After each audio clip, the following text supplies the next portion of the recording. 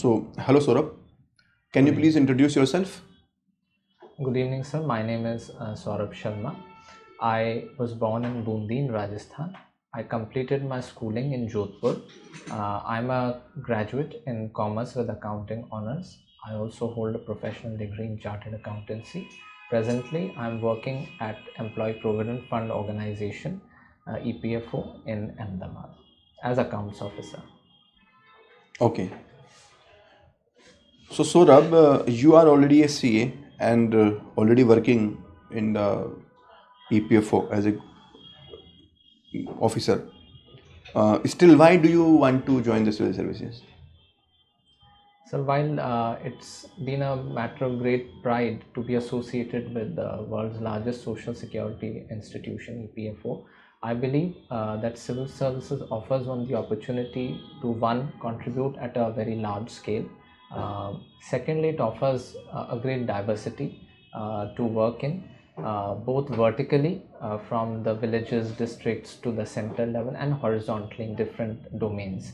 Thirdly, it gives us the opportunity to assume leadership roles at different levels in the government. And lastly, I believe that civil services offers one a very steep learning curve, which can be also personally rewarding. So these are the reasons for the same. Okay.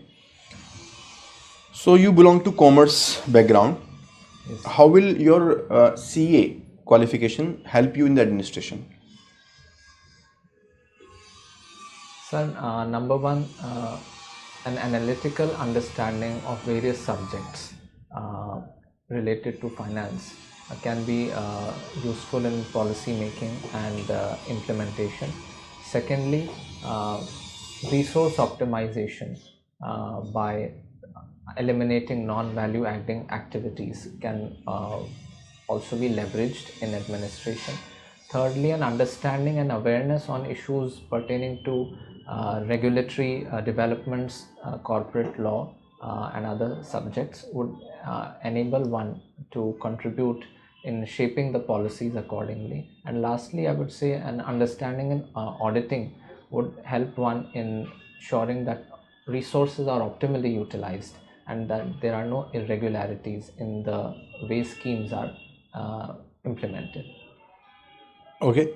Can you please elaborate a bit more about this point? The implementation of auditing, use of auditing in the monitoring of the government schemes?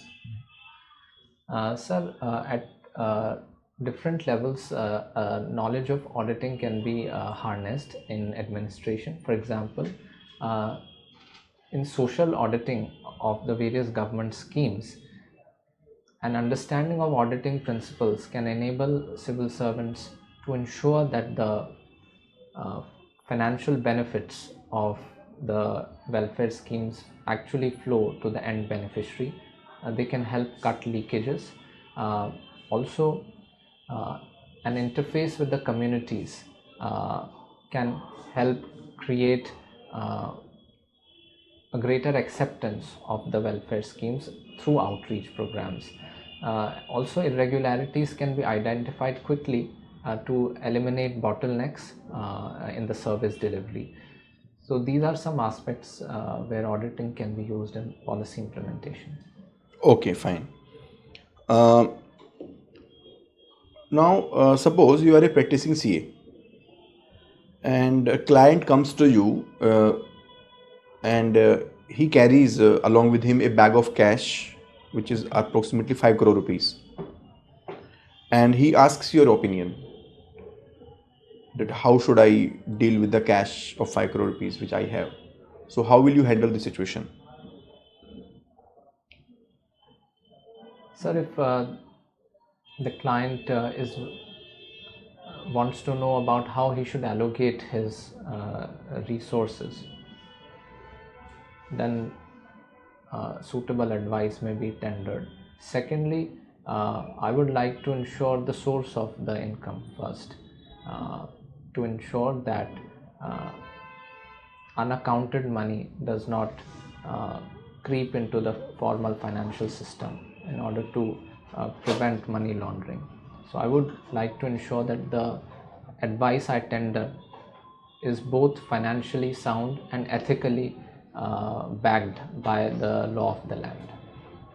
Okay, suppose even though this income is from a legal source, but the client is looking for some kind of tax avoidance and tax evasion, in which he is offering some share to you also. If you help him share the tax, save the tax through some other routes, so he will share some share to you also. So what will be your response in this case? Sir, firstly, we have to differentiate between tax avoidance and tax evasion. Evasion is clearly illegal, and I would not be part of the activity of tax evasion. So I would clearly say no to any such overture by my client. Tax avoidance, though legal, involves harnessing the loopholes, which also I would be a little hesitant in advising to the client. As far as my professional ethics goes, I can advise the client on tax planning, which is both legal as well as ethical. And clearly I would follow the ethical guidelines issued by Institute of Chartered Accountants of India. But that's very easy to say. But when he is offering good amount of share to you, why will you deny this good amount of money? Sir, because my conscience won't allow me to participate in. But no one is watching. No one is aware about that you are doing this act. But that's where one's professional integrity comes into play, and I would ensure that I remain committed to the principles of ethics and morality in my profession. Okay. Suppose this money happens to be from the illegal source. So how then in that case how will you respond? Sir, I would not be associated with any activity that is related to illegal sources of money, and clearly I would advise client to in fact declare that sum and pay taxes on the same. But that is from the illegal source. Illegal source means not only he has to pay the taxes, but the complete money will be seized. Because it may be from kidnapping, maybe from extortion, maybe from money laundering. So it's illegal. Sir, I would clearly advise the client that this particular activity being illegal would not be part of our contract. And will you report it to the legal authorities like police? Because this matter is in your knowledge. If I'm an auditor, it's my legal obligation. If you are not an auditor, it's like a new probable client who has come to your office. My conscience says I would report it to the relevant legal authorities. But you didn't say the same point yourself. I had to remind it to you. Right. I think this should be my first priority, to report it to the but if you report it to the legal authorities, how will you maintain your professional ethics, where you have to maintain the client confidentiality also? Sir, confidentiality matters, but when there is a legal breach, then law of land must be abided by and can override the principle of confidentiality. Okay. Recently, there was some news about change in the professional ethics for chartered accountants.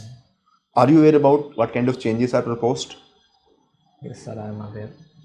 Sir, the ICAI is seeking to expand the footprint of Indian CA firms to compete with global big four.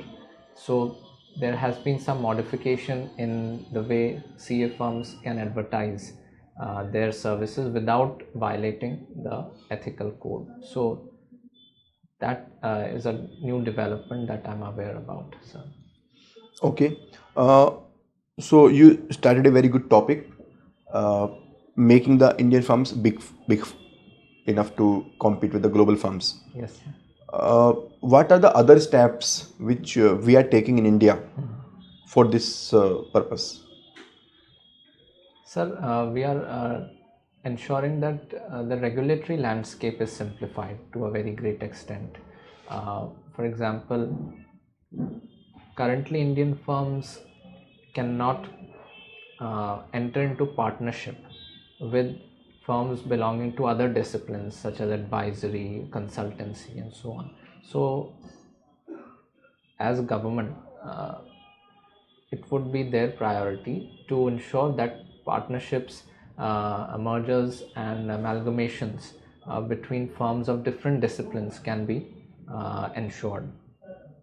Similarly, there are a host of other provisions as well in the regulatory domain, wherein firms can be incentivized to expand their operations. For example, entering into partnership with global firms, uh, global advisory services firms, and other such consultancy firms to expand their footprints.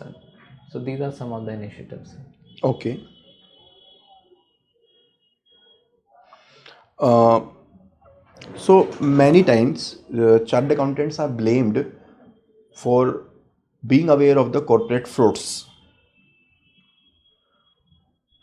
or to be part of the corporate frauds. So, how do we draw the line between auditor's role as a watchdog and as a bloodhound? Sir, auditor is definitely a watchdog, but he is not a bloodhound, meaning that he has to ensure that the financial statements reflect a true and fair view of the state of affairs of the organization. But he is not an investigator. He cannot delve deeper into the issues which lay beyond his professional expertise. So my view is that auditors should ensure compliance with the generally accepted accounting principles, and the standards of auditing must be adhered to by him. Beyond that, if there are areas where which require domain expertise, particularly with respect to, for example, forensics or legal aspects, there I think it won't be fair to lay blame on the chartered accountants, because their periphery is restricted to the standards on auditing, sir. Okay. Uh, what is the primary difference between the Ind AS and accounting standards? Sir, Ind AS is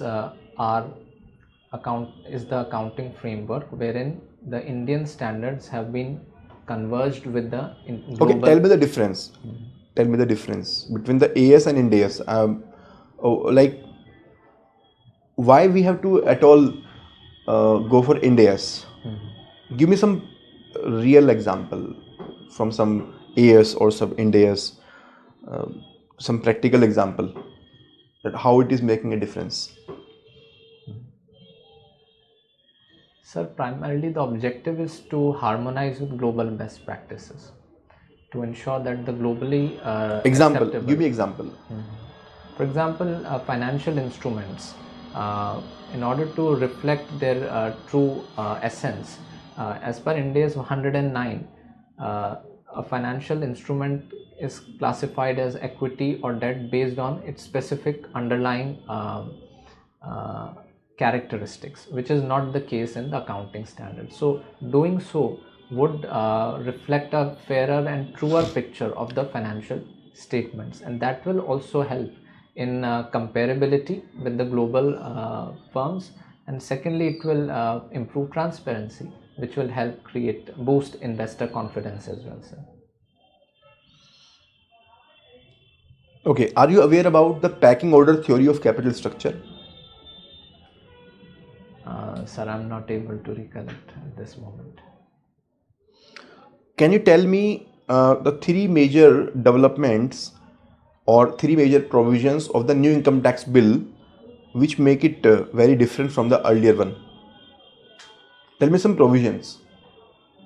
So one is the definition of virtual digital assets has been expanded to also include crypto currencies, crypto assets, in order to ring fence the crypto transactions. Second is the concept of tax year has been introduced. The earlier complicated structure of assessment years and previous years has been done away with to ensure simplicity and understandability. And thirdly, I would say in terms of search and seizure provisions, now in the new tax act of 2025, even the digital assets have been included, whereby the authorities can search the digital assets, the electronic devices, in order to gain evidence into any illegal activities.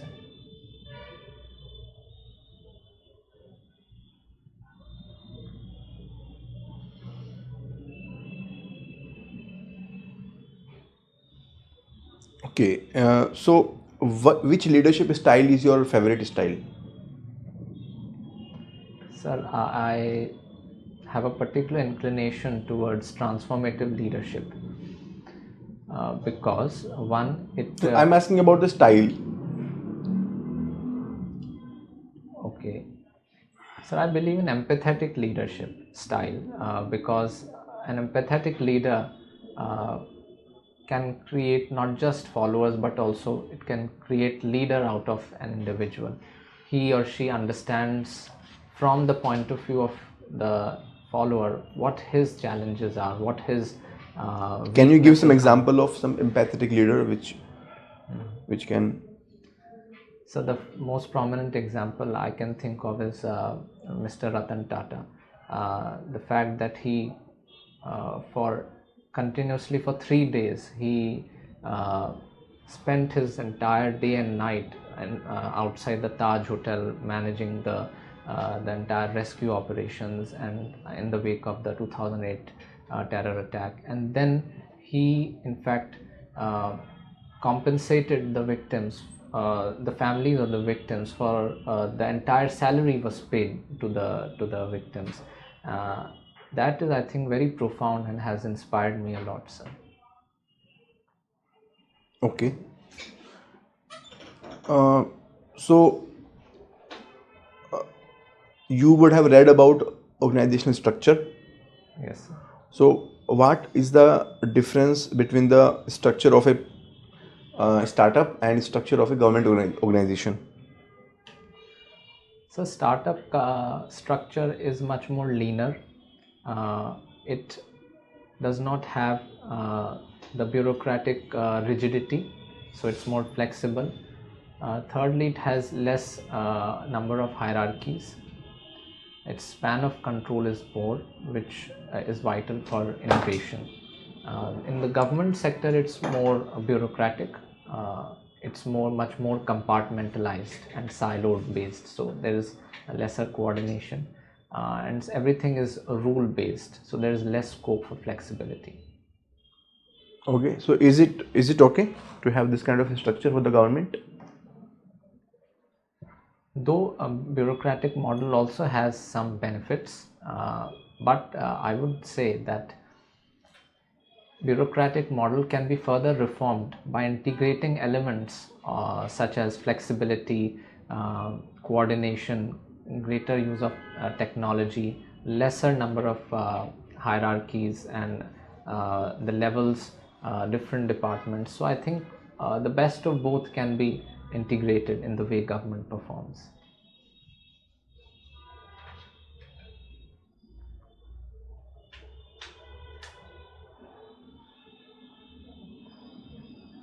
Okay. Are you aware about the controversy between ICAI and NFRA? Yes, sir, I'm aware. Okay. What was the matter? Sir, NFRA was constituted under the Companies Act as an audit regulator, but before it was notified in 2018, ICAI primarily was responsible for disciplinary action for issuance of accounting standards. After 2018, NFRA has been the authority which is regulating the audit profession, and it's taking actions against the auditor. So there has been a degree of divergence between the two organizations, but I would say that with closer cooperation. Is there any specific issue on which both were having some controversy in the last 1 year? Sir, as far as I can recall, it pertained to the disciplinary action against auditors and the issuance of standards, who holds the final authority. Okay. Now I give you a small case. Yes, sir. Suppose a senior citizen comes to you and he or she has a corpus of 2 crore rupees with him or her. Now she wants an advice from you Okay. as a chartered accountant, as an expert of financial matters. How should she invest the fund which can help her in the later years of her life? Sir, at an advanced stage of one's life, security is primary consideration over returns. So I would advise the client to park a substantial sum of his or her corpus into the asset class, which includes debt, corporate debt, or government securities, or it can be invested in mutual funds which invest their corpus in debt or the gilt securities, because it will ensure stable flow of income. Secondly, small saving schemes such as the senior citizens savings scheme can also be made available or can be advised to such a client. So primary objective is a stable flow of income and stability of the returns. This is primary concern. Okay, fine. Fine, Saurabh. We are done with it. Thank you, sir.